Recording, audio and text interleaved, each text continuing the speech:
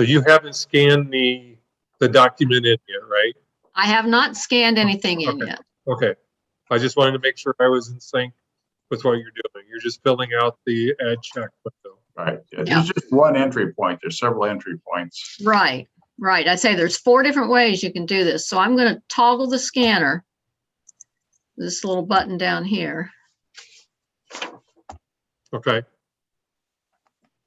There. So now you see on the left, it says save and scan.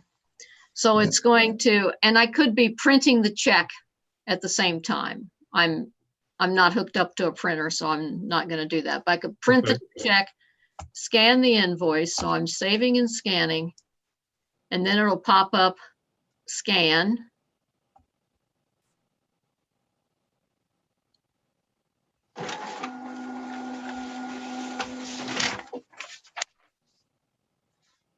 And you can see it here. I'll scroll it around. But this is the invoice, and then I'll click save. Okay. And it'll say, do you want to save it? Yes. Okay. So this saves the copy directly to this check.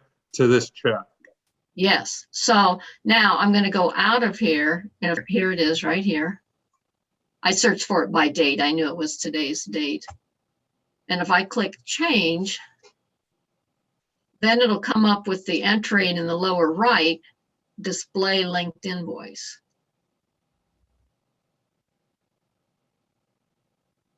Okay. And there's the invoice. Okay. Okay. So that's one way, and that's the most straightforward way of doing it. You're just scanning it directly to the either check or invoice when you're entering it. Exactly. Mm-hmm. Okay. It could be check, deposit, journal entry. It could be any type of entry. A kill sheet on on sales, so you have all the detail there too. Mm-hmm. Mm-hmm. Sales order. Okay. Okay. So then we also have another way to do it, and I think I will show you this first. You can do batch scanning, like some big companies, they just have somebody that'll run the scanner, and it creates a whole bunch of scans, individual scans, and they number them whatever the scanner does. This is the most. I'm going to show you the most automatic way now. Okay. There is a preference file right here, and it says scanner entry types. That's check, deposit. Okay. Payable, receivable, journal entry. And then there's a scanner file mask. And so I have that set up on my C drive here, FBS scans. Okay. Okay. And before I got on this call, I saved a couple of invoices there. So on this method, say you have a stack of 2 or 5 or 10 or whatever invoices, this is the way you can just scan them all directly in as a starting point. Mm-hmm, mm-hmm. Okay. And well, let's see here. Let me show you. I'll show you what's in there. There they are. No. So each scan or each invoice to be linked has the 3-letter initials of the company, and then an XX, and then it's just a number, a 3-digit number. Okay. When they get linked, and I can show you, I should have shown you on the one that we did. It renumbers, it'll renumber them, and it'll put the year instead of the XX. Okay. So it'll say, the one that I just did would say 17. And there is a separate folder under the data folder that's called invoices, where they're all stored. Okay. Okay. So now I have these here, and I can display them. I was going to display the first one. This is for office machine consultants. Now, what I do, if I have a bunch of them scanned in like that, then I go to my input screen, and I'll either make the entry now, but let's just do a check. It could be anything. It could be a journal. It could be an AP invoice, but I'm just going to do a check again.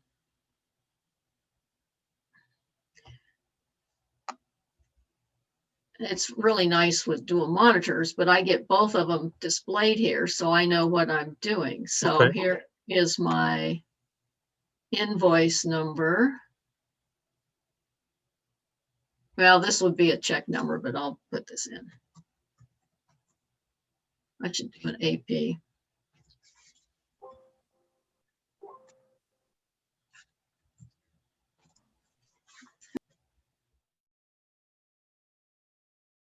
Okay. Now, when I save this,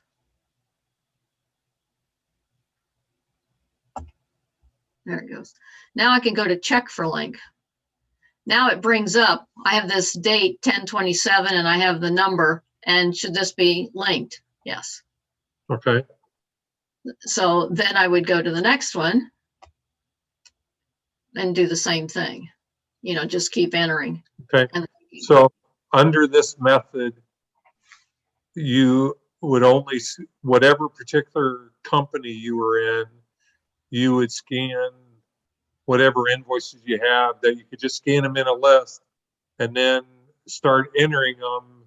And there's because you have this scanned invoice window open, does that trigger FBS to know to ask you as you're entering out the entry form, that asking you about connecting a scanned invoice to it? well, that is displayed on the scanner interface window. That's the one that's on the left here. Right, but what's the trigger? The trigger is just when it's saved, whatever I have displayed on the left it gives me the when it says check for link, it looks for the last saved entry. Okay. Okay. And then there's kind of the reverse of this, where let's say I had a whole bunch of entries and then I've got invoices I want to link. Okay. So you had them entered, but then you want to link invoices to them. Right. Then there is a fast link where, and I don't have this set up, but you would have a date range and a vendor. Let's see if it'll bring up something here. Let me narrow the date range. Now let's make it 12. So I've got 2 unlinked entries left there. I haven't made the entry for them. If I would make the entry for them, it brings up the list of vendors, list of entries that are in that time period. And then it has the invoices right here. I should have gone ahead and made this one. So I would find, you know, the one that I want to link it to. If I just chose this one, then I could go link to current row and it would link it. So that's a fast way of linking them. Okay. So there's really, there's another way. I didn't even discuss this. So basically there's 4 ways of getting invoices into the system. One is to do the batch invoicing, bring them in as a whole bunch and do that. Okay. The other one is through the scanner interface. I can scan a new invoice here. And I just, by individual invoice. Yes. And this is an individual one. I'll just scan it in. Like you did to begin with. Just like on the toggle scanner. Okay. So this is one, just a little one. It's because it fits through my scanner. It's just a Walmart invoice. Okay. So yeah, so you can scan them individually. Yeah. We can batch scan. I can batch scan them individually. I can scan them as I'm making the input entry. And the other thing is, so many bills are paid online now. Credit cards or power bills or, so when you go on to that website, their invoice or their bill, you can save as a PDF. And so I save it directly to without even having FBS open. I'll save it directly to my invoices folder. And I'll start with the 3-letter initials. Let's see if I can find the BFH ones here.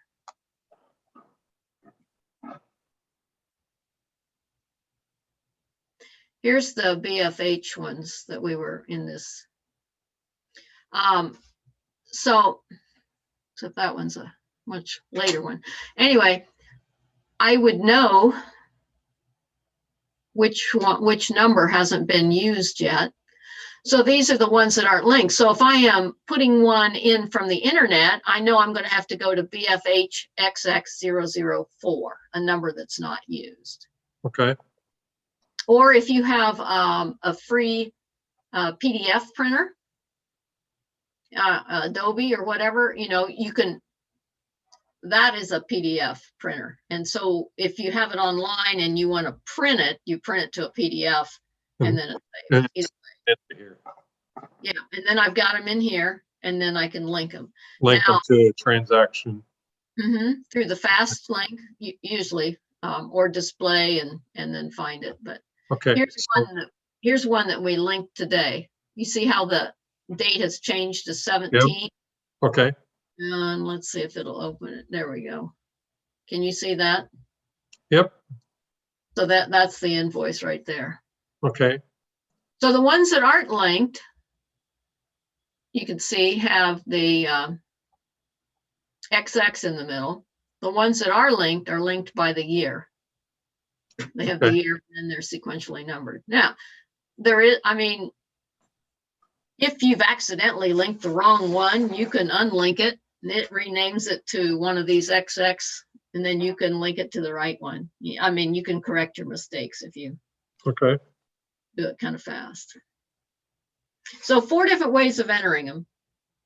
The batch scanning, through the scanner interface, through the input, or directly putting it in there from a website. Okay. 2 ways of viewing it, and I haven't shown you this. We have gone in and looked at the ones after we've entered them, but you can also look at them through a report. If you go to the user-defined report, oops.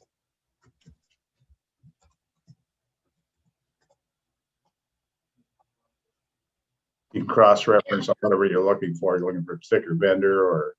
Right. I could have typed in a vendor. I just know there's only going to be a couple on this. So of the ones that I did, there's the Office Machine Consultants one. If I go over to the right, there's a column that says scanned. And if I right click on the yes, it'll bring up the invoice. Okay. So 2 ways to view them, through a user-defined report, and then you can look at it directly on the scan column, or going into the input edit and looking at it that way too. And then going through, what was the second one way? The second one was if you're going into your input and you search for that entry and edit it, then it's linked. But the other thing is right here, I can do it too on a report. I can right click, it'll bring up the input entry, not just the scanned invoice, but it'll bring up the input entry. And then I can click on the, I think it's coming. Yeah. And then I can click on the display linked invoice here. So I've got my entry and then I can get to the invoice as well. And see, here's where I could unlink the form if that wasn't right. And then you can relink it to the right. So the 2 options to view invoices that are linked, they're scanned and then linked to a transaction, are viewing them through a user-defined report. So you go through a report and then what you had on the screen, and then right-click on the column. You can right-click on the scanner column. It'll bring the invoice up directly. Okay. Or on any report, if you right-click on the entry, you'll bring up that input entry, And Oh. it has the display linked invoice. Doesn't matter what type of report you run for that. User defined is the only one that has the scanned column. From what you showed me, the process of scanning an invoice and attaching it to a transaction is, in my opinion, pretty straightforward. That's Yep. There's the different ways. Yeah, I think it'd be fairly easy to go through and do that. You can see here on the user defined report, you can pick out a vendor. This data has been cleaned, so it didn't show names. That's why it's got the vendor's number. It wouldn't normally have that. It would normally have Normally it'd be the vendor showing up. Yeah, he just Right. clicked on the vendor that had the list. And Okay. yeah. And Yeah. then only that vendor would come up. Okay. We're trying to anticipate all the ways it's being used. It's being used a lot of different ways. Now, one possibility is that somebody remotely scans all the invoices, and somebody else posts them in a different location. Now they had two. That could very well happen. Monitors. Very efficient to do it that way, and then of course you got the owner wants to see the actual original documents. And as far as scanning the invoices or other documents in, it's a pretty straightforward. And the time that you hit scan on the document through your scanner that it's in the file was short, so it doesn't take a long time to do it. And when you said like from a copier scanner, that process is actually slower. Right. Using the one on your desktop, well, that's quite the different cost impact of buying a scanner for your desktop versus a copier scanner that's hooked to a network. Those costs are two different levels. Yeah. Kevin, you know what you can also do? You can scan them in using your smartphone. By just taking a picture of them? Yep. And save them as a PDF. Your phone can do that. That's really handy for guys that go pick up parts and always lose those invoices that never get back to the farm office. All you got to do is have them take a picture of it. It doesn't matter if it flies out the window. Yes. Do you have a phone app where then they just open that and that's where they take a picture? Yes. And does it go basically to this file you're talking about? Well, you would have to set it up to do that, whether it went to the cloud and then you downloaded it, or whether you emailed it, as an attachment, but it is possible to do it that way.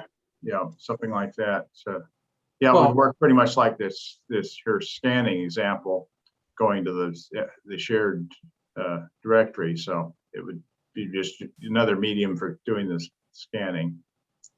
Well, that's a way, being that they have multiple sites, that a farm that's an hour or two away, and you can have all the feed mills and when they're buying be routed right to them there. So this solves the access issue remotely. Is great for traveling. It does away with paperwork. It's basically, if you've got a backup, you don't have to have file cabinets that are never in the right order or anything like that.